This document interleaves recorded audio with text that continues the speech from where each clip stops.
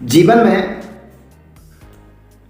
जब हम कक्षा 10वीं में पढ़ते हैं उस दौरान से ही कैरियर के संबंध में हमें विचार करना चाहिए, बल्कि मैं कहता हूं कक्षा 9वीं से ही विचार करना चाहिए।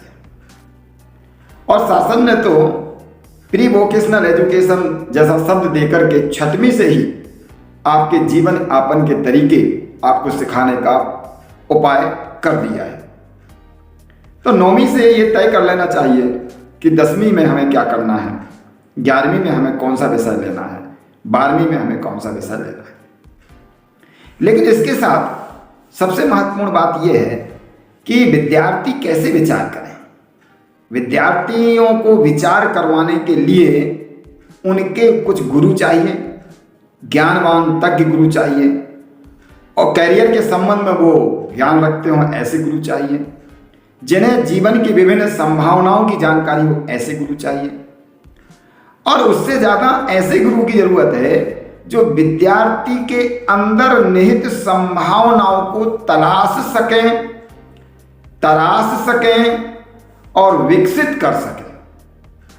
जैसे आज इतनी आपाधापी का समय है, विद्यालयों में एक एक कक्षा में, शासकीय विद्यालयों की मैं अगर बात करूं तो एक एक कक्षा में 100 विद्यार्थी हैं, कहीं 90, कभी 95, कभी 66, कभी 100, और 40 मिनट 50 मिनट का एक पीरियड लगता है, और अपने अपने पीरियड को लेने की सबकी एक आकांक्षा है, और उस पीरियड में अपना अपना पाठ्यक्रम पूरा करना है।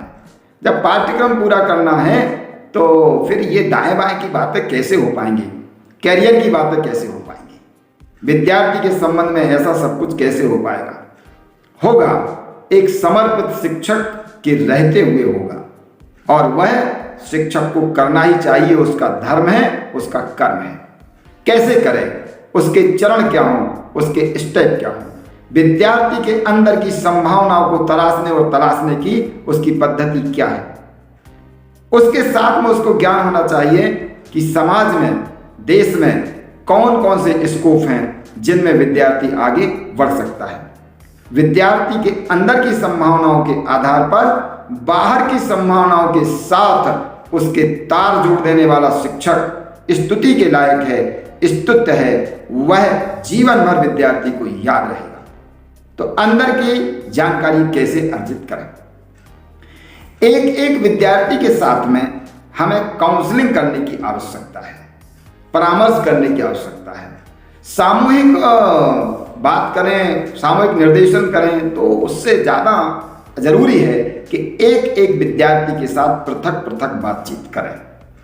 और जब हम बातचीत करें तो उस विद्यार्थी की एक पृथक फाइल बना के रखें। विद्यार्थी का मनोवैज्ञानिक टेस्ट लें, विद्यार्थी की रुचियों की बात देखें, विद्यार्थी किस पृष्ठभूमि में रहता है उसकी बात करें, पारिवारिक बैकग्राउंड क्या है उस पर चर्चा करें, विद्यार्थी के अभिभावक उसे कहाँ तक ले जा सकते हैं, उसके पास आर्थिक संसाधन कितने हैं उसकी बात करें, शासन की संबंधित मामले में जो विद्यार्थी की रुचि है उस कैरियर के क्षेत्र में क्या क्या साधन देने की व्यवस्था है, कौन कौन सी स्कॉलरशिप या छात्रवृत्ति मिलती है, इसकी बात करें।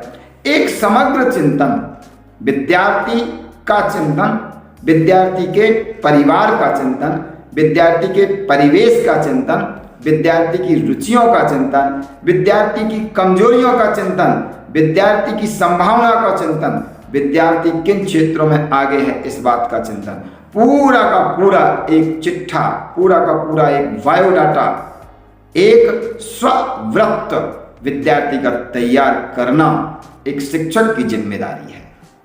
और ये एक दिन में नहीं होता, ये पूरी वर्ष भर चलने वाली सतत प्रक्रिया है, क्योंकि विद्यार्थी एक क्षण आपके सामने जो है, जैसा है, हो सकता है 2 महीने बाद वो वैसा ना रहे, उसकी रुचियों में परिवर्तन आ जाए। कई बार परिवेश के कारण, संगति के कारण, प्रभाव के कारण, मोहल्ले पड़ोस या रिश्तेदारों की कोई नई नौकरी लग गई उस कारण, अनेक ऐसे कारण हैं कि विद्यार्थी अपनी रुचियों में, अपने स्वभाव में, अपने चॉइस में, अपने उद्देश्य में, अपने कैरियर में परिवर्तन कर लेता है।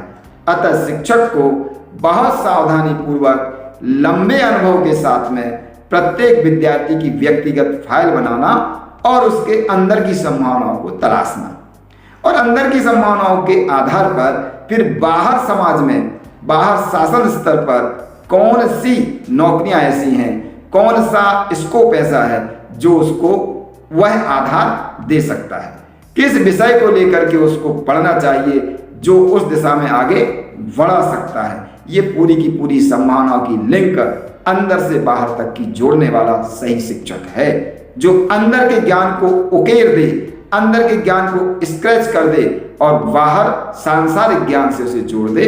वो शिक्षक उसके लिए स्तुति योग्य, वह उसका गुरु है। जैसे एक उदाहरण के तौर पर एक छोटी सी बात मैं रखता हूं। कक्षा 10वीं के बाद कक्षा 10वीं के श्रेष्ठ प्रदर्शन के आधार पर प्रतिवर्ष 3000 से 4000 नौकरियां पोस्ट ऑफिस में निकलती हैं।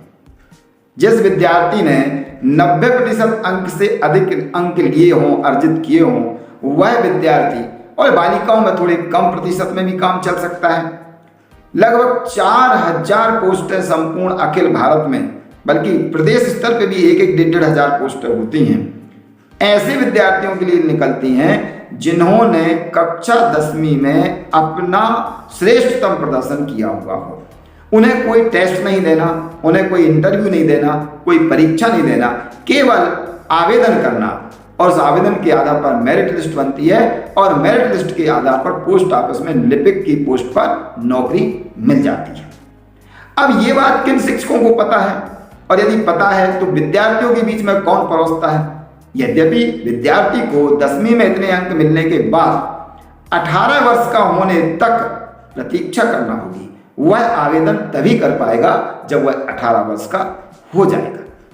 शासन ने अभी एक परिपत्र निकाल करके घोषणा की थी कि कक्षा 12वीं उत्तीर्ण विद्यार्थियों के लिए कोई भी टेस्ट नहीं होगा, कोई एंट्रेंस टेस्ट नहीं होगा। बिना टेस्ट, बिना परीक्षा के उसके परीक्षा के प्राप्तांकों के आधार पर उसे शासकीय सेवा में अवसर प्राप्त होगा, अवसर दिया जाएगा। मध्य प्रदेश गवर्नमेंट के परिपत्र है, घोषणा है। क्यों नहीं उस दिशा में शिक्षक अपने विद्यार्थियों को बताते? अनेक शिक्षक तो ऐसे हैं जो कैरियर के संबंध में शासन के प्रशिक्षण लेके भी आ जाते हैं और उसके बाद भी विद्यार्थियों के बीच में उसकी चर्चा नहीं करते। ज्ञान को देने में, विद्यार्थियों को तराशने में, विद्यार्थियों को समझने में और विद्यार्थियों को समझाने में कंजूसी कैसी? मित्रों, अपने ज्ञान का प्रकाश फैलाइए, आपका भी कल्याण होगा और आपके विद्यार्थी पूरे जीवन भर आपके ऋणी रहेंगे। मैं भी आपका ऋणी रहूंगा। नमस्कार।